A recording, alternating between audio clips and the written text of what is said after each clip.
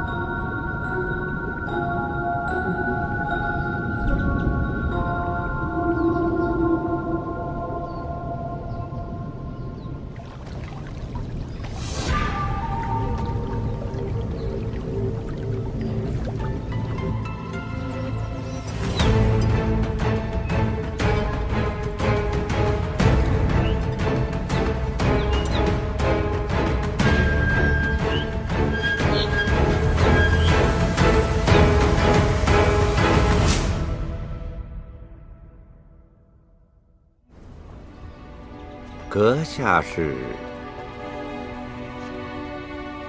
久闻段真人威名，小女庄寒燕，恭候多时。段真人，段天师，庄大人，许久不见。段真人安好啊？听说近来您去了应天府，也不知何时回的京城，怎得闲光临寒舍，也不事先通传一声？好让在家有个接应啊！庄大人不必多礼，贫道夜观天象，察觉贵府有难，特来相助。寒燕，不如你先回拱桐院，这儿有我照应。且慢，这位便是庄家的三小姐吧？是。庄大人，不知贵府近来可有人受病受难？这倒没有。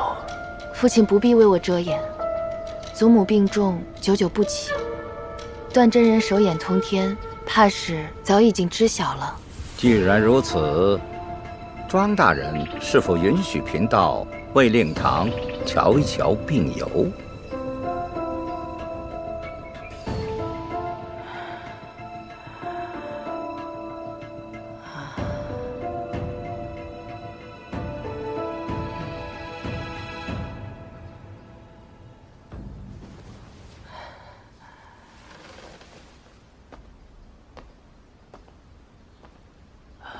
真人可看出什么端倪？却与17年前一般呐。庄府邪祟未除，老太太受其侵扰，惊了魂魄，如今已是阴差取命之术。天师神通广大，求您救救老太太吧！这庄府何来的邪祟啊？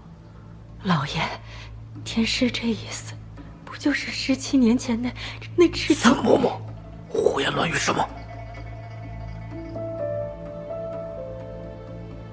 此事尚有蹊跷，贫道虽通道术，但毕竟是肉体凡胎，还得开坛做法，请神明目，方能看清眼下的迷局。若庄大人有心救老太太，那便在院中速设下道场。段真人，听闻您是两广人士，是又如何？不是又如何？雪天路滑，真人仔细看路。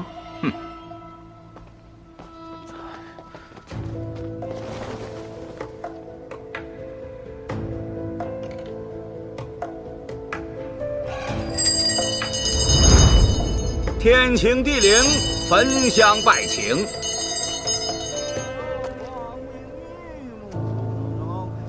父亲，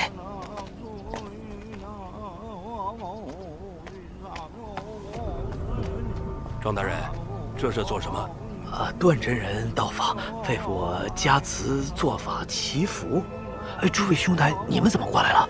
方才痴儿说老太太病重，你又突然离席一去不归，我等担心，怕是真的出了什么差错，我们故此赶过来看一看。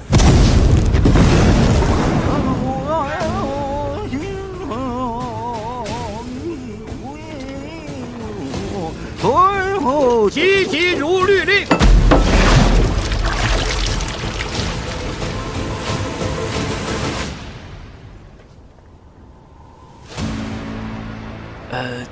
这样，不如诸位大人先回府。关于会馆祭祀一事，我们改日再议，可好啊？如此也好。两位大人，咱们就庄府有难，我等岂能袖手旁观啊？况且庄大人口口声声说这庄宅清静，绝无鬼怪。今儿个我韩某人倒要听听那老天师是如何断案，免得将来影响了咱们庄韩两家子女的大好婚事啊！庄大人，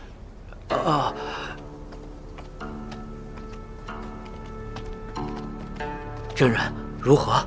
小娘，此事非同小可，恐怕要陷大人于不义之地。不义之地？贫道受神明所助，已知这邪祟之人的生辰八字。若想救老太太性命倒悬，须将这邪祟诛灭，以命换命。只是贫道掐指一算，这邪祟之人，乃庄大人的骨肉血亲。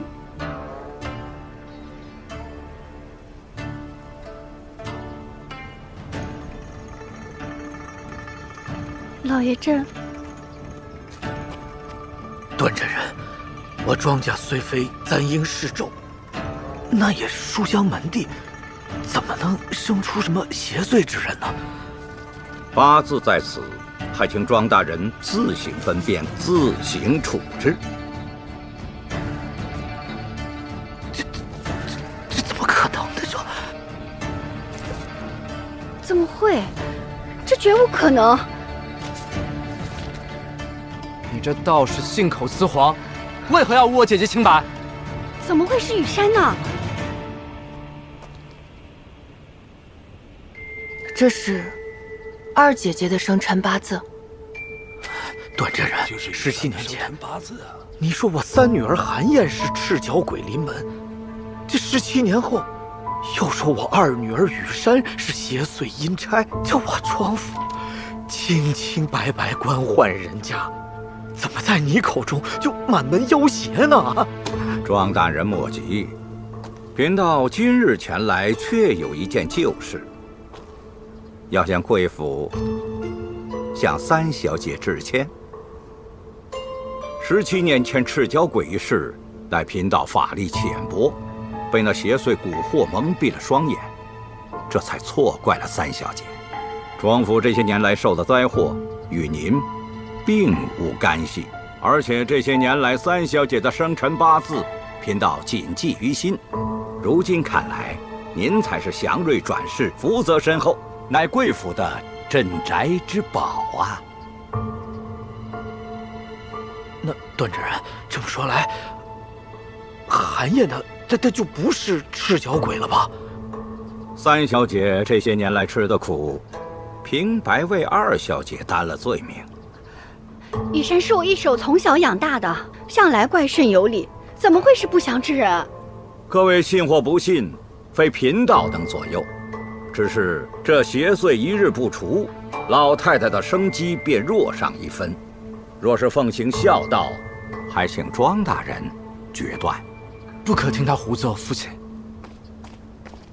将这妖道拿下！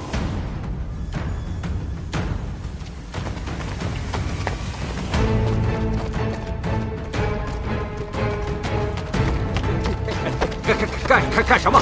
干什么？你们！雨山，莫要无礼！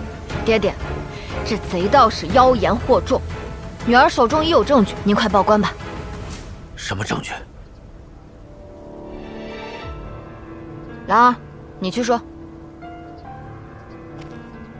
老爷，奴婢昨夜亲眼瞧见三小姐鬼鬼祟祟出了广同院，与这段真人后门私会。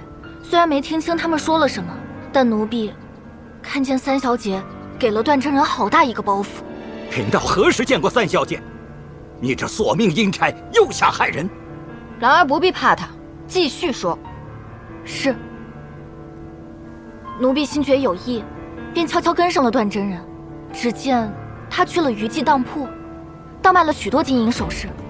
待他离去之后，奴婢便找于季掌柜问了经过，只见那些金银首饰，全都是昨日周姨娘新送给三小姐的。奴婢便赶忙回来禀告了二小姐。三妹妹身负赤脚鬼污名，又久居儋州，我这个做姐姐的本是心疼得起，但你心肠何其歹毒，竟然为了在家中争宠，便收买天师陷害于我。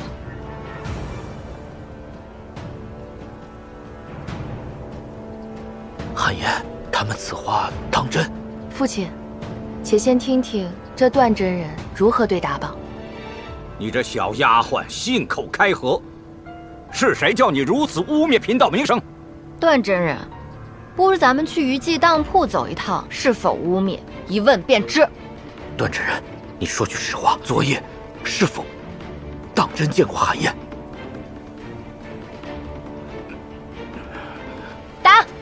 打到他开口为止。大胆！回去，打他！住手！你们竟敢！我可能查出此事。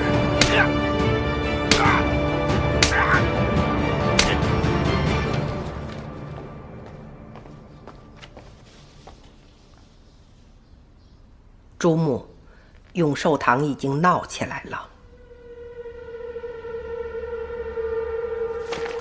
带人去吧。是。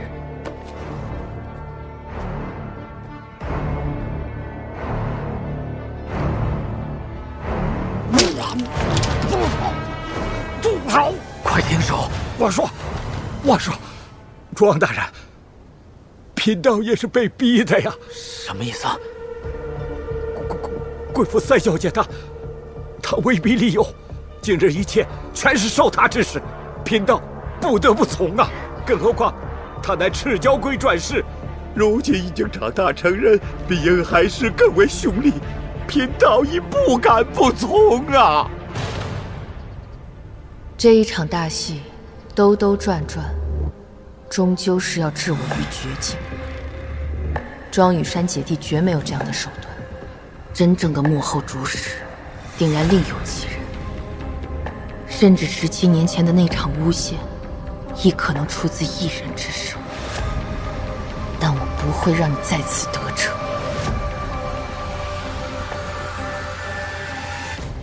父亲，女儿昨夜确与段真人见过，今日他的一切言行，也确实全是受女儿指使。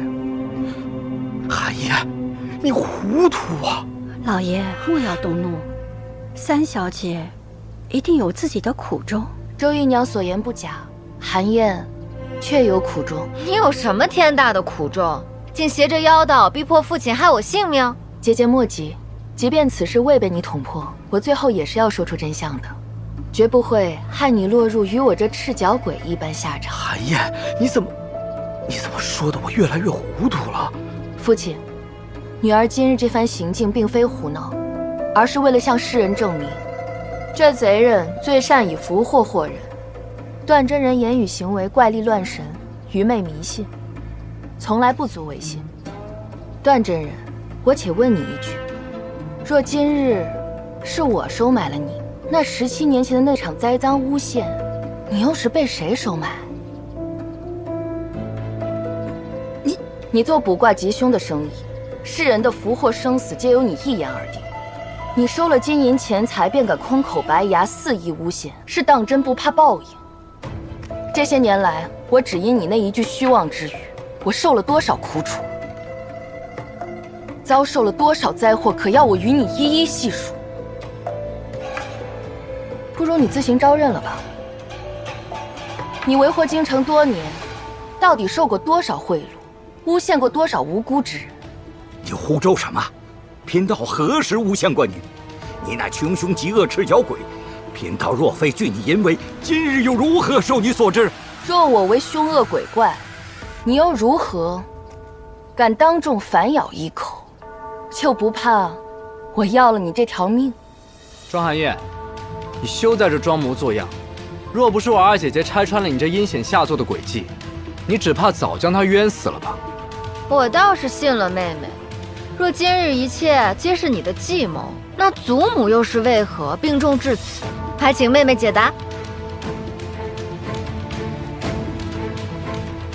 此事不该三小姐回答。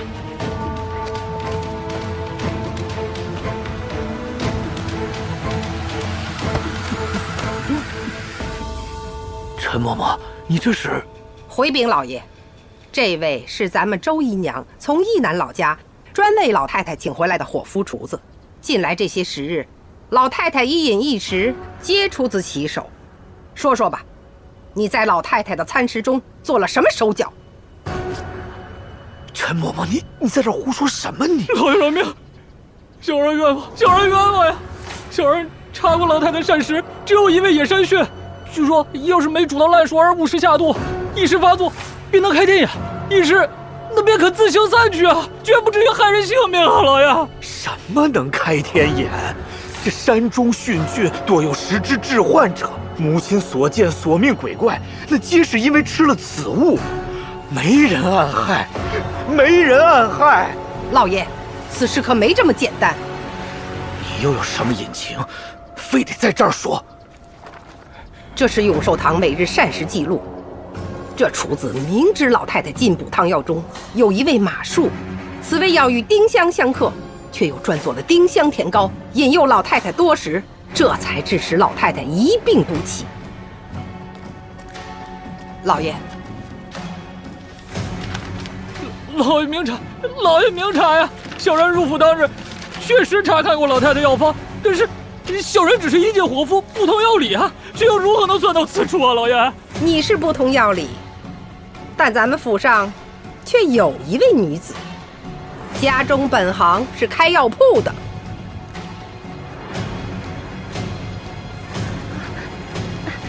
老爷，是妾身用人不察，任人不善，没有照顾好老太太，请老爷责罚。爹爹，那些汤药糕点送入房中，吃与不吃都是祖母自行决断。此事说破天，也是这厨子蠢笨粗心，与我小娘哪有半分干系啊？是啊，爹爹，请老家厨子进府一事，起初也是祖母吩咐小娘去做的，小娘本意是向祖母尽孝啊。罢了罢了，如音，你起来起来，可能是巧合，就是巧合。巧合？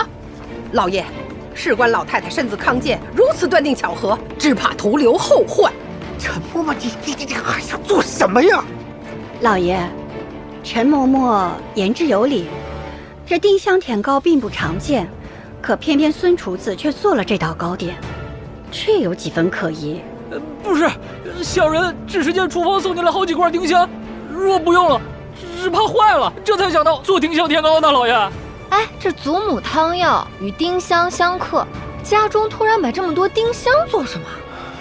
这厨房食材药材进出都要经主母之手，这怎么反而怪到我们巩同院来了？就是，二小姐，你惯会倒打一耙。主母只买丁香是为薰衣所用，从未往厨房送过，是吗？还又要分说不明白啦？二小姐，你行了，别说了，一个个的，非得把家里的脸都丢尽了才高兴是吧？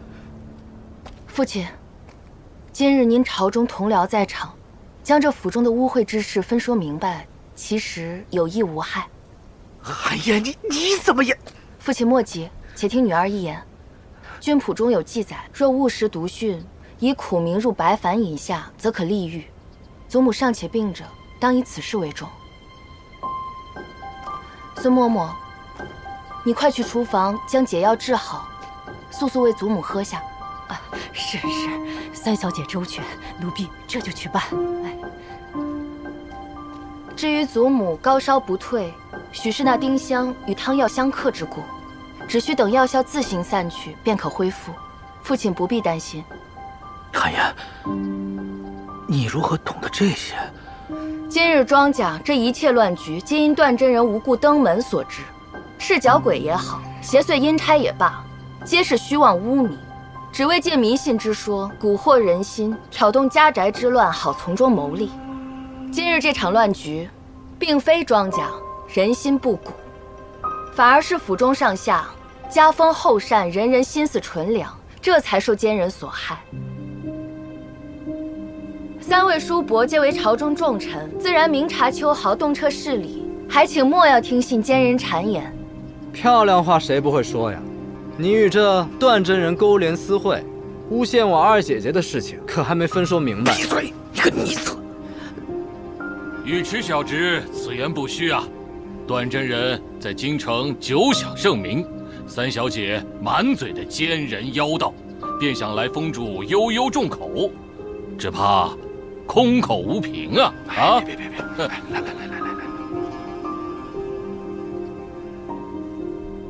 依据我朝律法，盗窃贼犯须受情刑，在身体上刺盗窃二字，初犯者刺右臂，再犯者刺左臂。三位叔伯应该都知晓此事吧？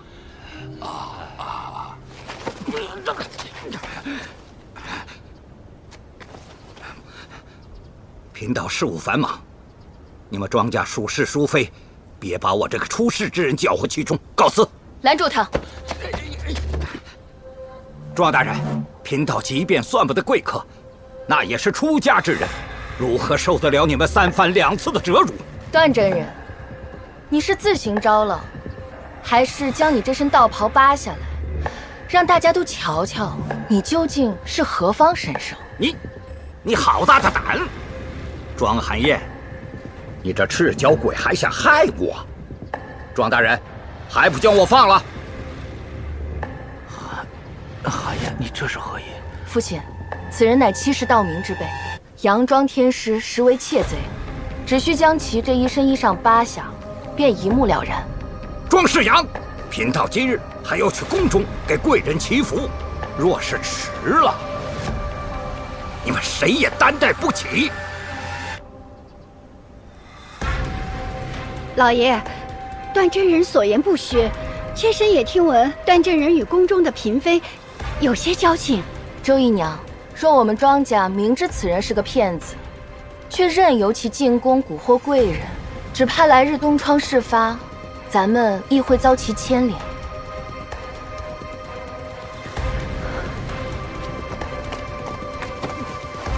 干什么？今日哪怕天王老子怪罪下来，也有老奴顶着。17年了，你这妖道也该现出原形了。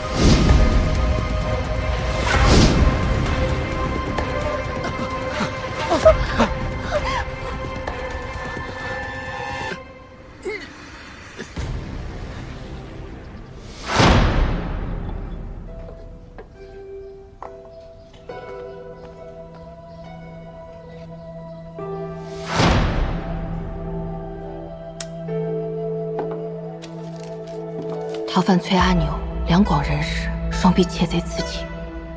窃贼！你个妖道，果真是个窃贼！窃贼又如何？英雄不问出处。贫道出身是不好，但早已得仙师点化，皈依3清多年。怎么着？你们还想治我罪不成？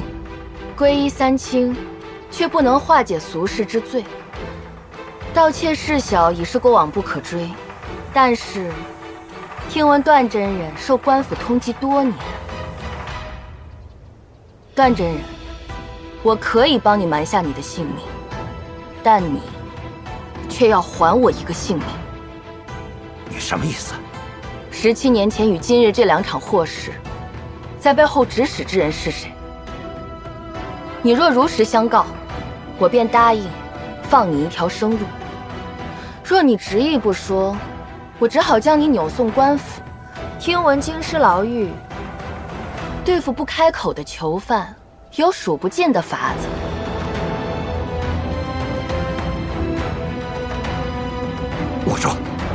我说，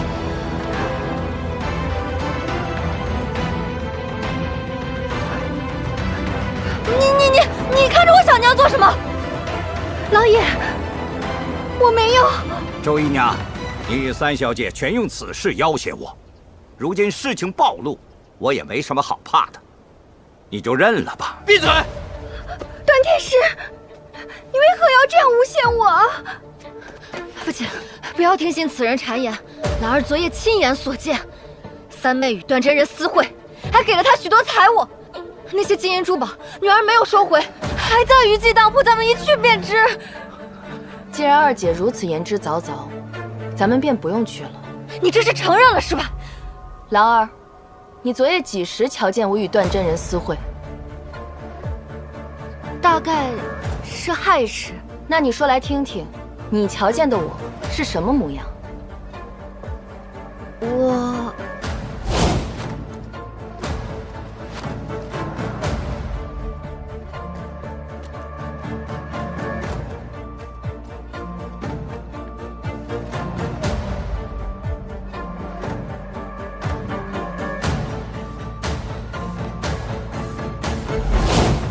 所以说，你并未瞧见那女子面目。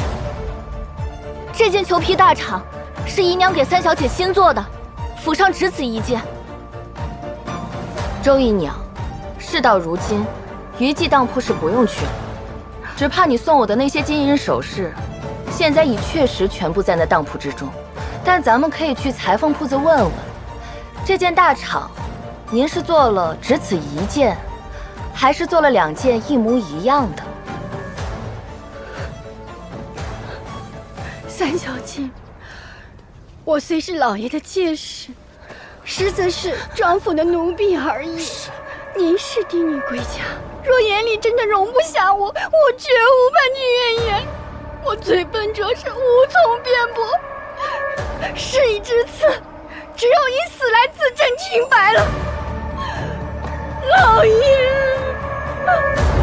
妾身先走了。三娘，周姨娘，三娘，陆爷，三娘，陆爷，三娘，三娘，大夫，三娘，安大夫，快！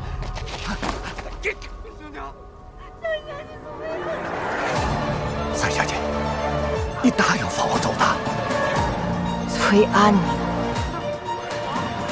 这17年来，每日每夜我都想将你除之而后快，放你走，你太天真了。起来！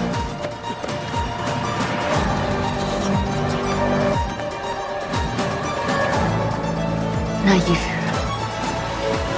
与我纠缠多年的赤脚鬼流言，终于得以破除。我也终于走出了这滩泥沼。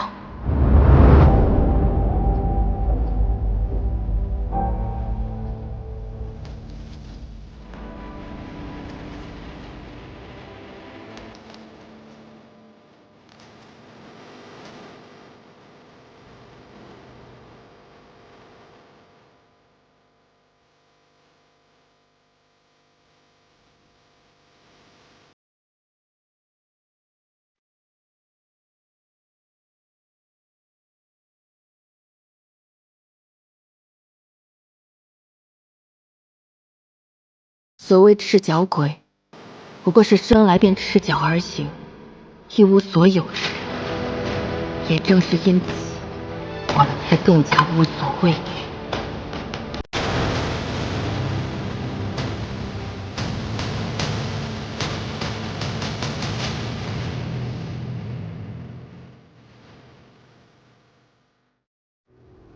张雨池的婚事已彻底无望。韩侍郎最终还是以庄府家风不严为由，彻底毁了这场婚约。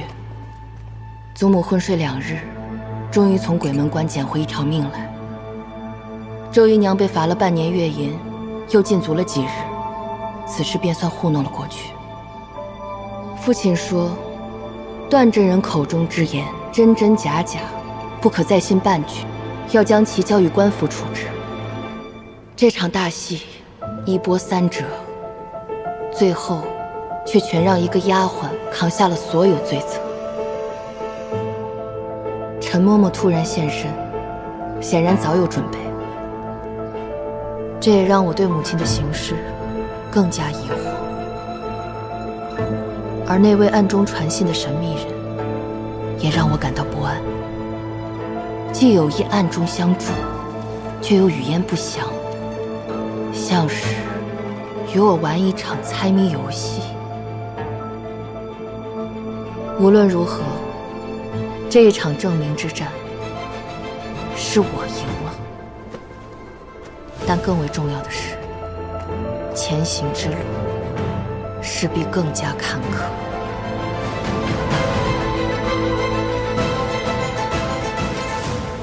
都怪那段天师招摇撞骗，坑害了咱家。这么多年，确实苦了你了。都过去了，祖母不必为寒夜忧心。可是啊，你的年纪也不小了，该嫁人了。寒夜苦等了17年，好不容易得以归家，我还想再侍奉祖母一段时日。寒夜，你听祖母一句劝，女儿家经不起耽搁。这一天一天过去了，转眼呀就成老姑娘了，还是早些看看为好。寒夜听凭祖母做主。宝月，什么日子了？老太太，腊月初1了。也是正巧，又到踏雪寻梅的日子了。踏雪寻梅啊，这踏雪寻梅是腊梅的梅，亦是良梅的梅。京城设有梅关，每逢到了冬日腊月，便要举办一场踏雪寻梅，让各位公子小姐们相看一番。若有两情相悦者，到了年后的元宵灯会，便可月上柳梢头，人约黄昏后啦。三小姐，您还在怪罪我呢？姨娘哪里的话，父亲已经说了，都是误会。这些时日啊，我这心里总是七上八下的。我就是怕你多想，可是又不知道该如何给你赔罪。姨娘觉着自己犯了什么罪过？兰儿是巩同院的丫鬟，打小跟雨山一同长大，是我约束下人不利，竟让她起了贼心，捕风捉影，污蔑主家。我倒是不怪兰儿，她也只是护主心切罢了。三小姐真是菩萨心肠。姨娘说笑了，我生于京城，却长于乡野，粗鄙不堪，锱铢必较。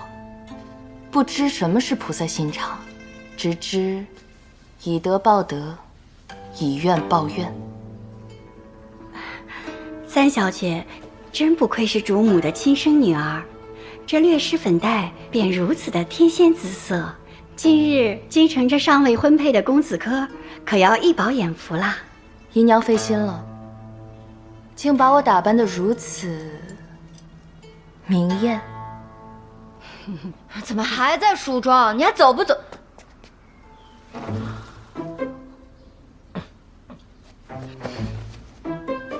你干嘛？二姐姐尚未婚配，又比我年长，今日求梅园一行，我怎好抢了姐姐的风头？这些首饰还是姐姐你戴上，望你觅得佳夫。不要不要，我何时戴过这样艳俗的东西？你存心想让我出丑对吧？哎，出丑，这些可全是姨娘专门为我装扮的。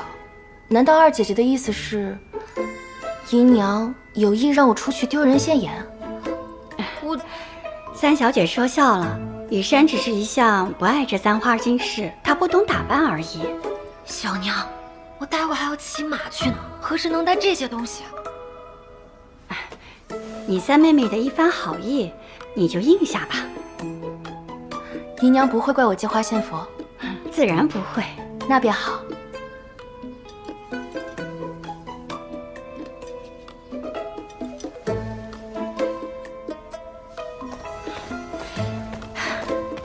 二姐姐，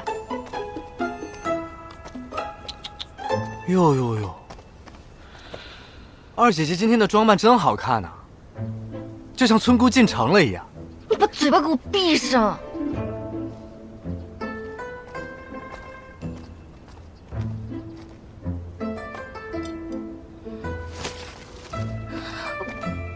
你看到他没？看到他没？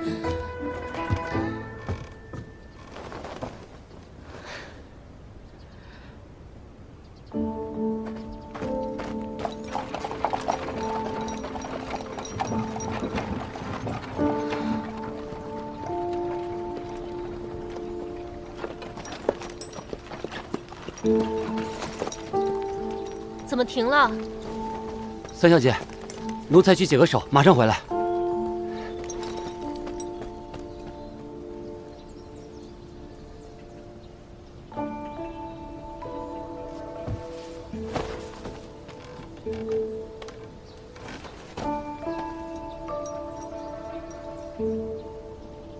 肯定有事儿，小姐。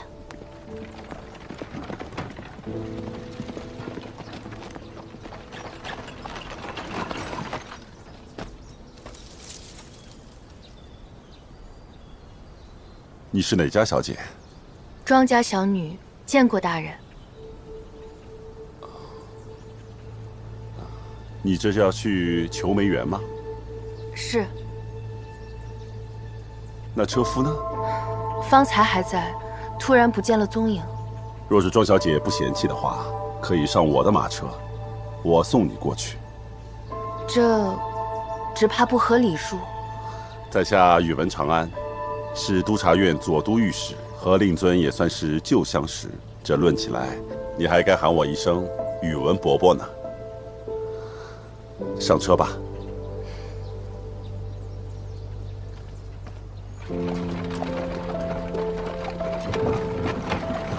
听闻你已从儋州回京，真是没想到这一转眼，你已长大成人。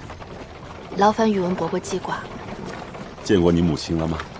看你这眉眼之间，颇有几分令堂年轻时候的风度神采啊。宇文伯伯与家慈也是旧相识。岂止是旧相识啊！当年你的外祖父是翰林院大学士，我和世阳兄皆是其门下学生。昔闻才貌双全，温婉娴静，在京城风头无两。翰林院一众年轻才俊，至少有半数皆对其心怀仰慕呢。失礼了。多次听闻母亲旧事，只可惜不能一睹其当年风采。贵府家宅之事，我不应该多嘴，但我还是想劝三小姐一句：你的母亲，她也有苦衷，你不要记恨于她。自然，韩爷没有理由记恨母亲。那就好。前面就快到求梅园了，你下车步行过去吧，不要为此招惹是非口舌。是，多谢宇文伯伯费心。停车！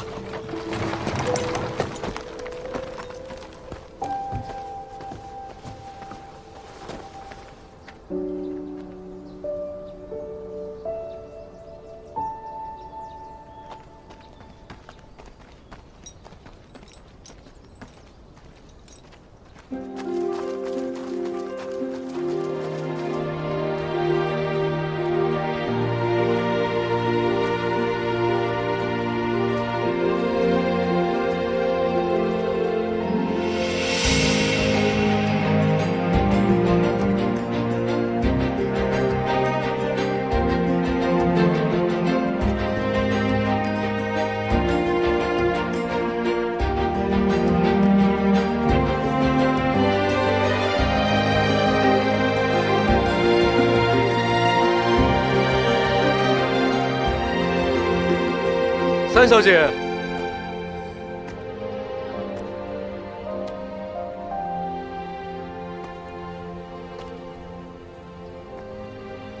多日不见，气色越发好了。承蒙姐夫关照。方才过来的路上，捡到一件三小姐的旧物，特来归还。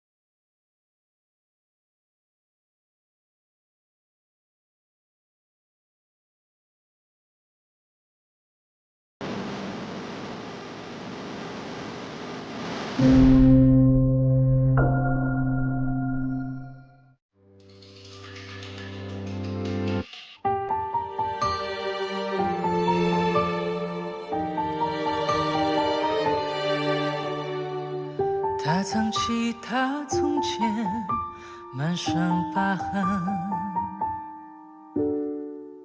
他忘了他是谁，扮作贵人。夜幕沉沉，庭院深，迷雾阵阵。他已走入这战场，不容分身。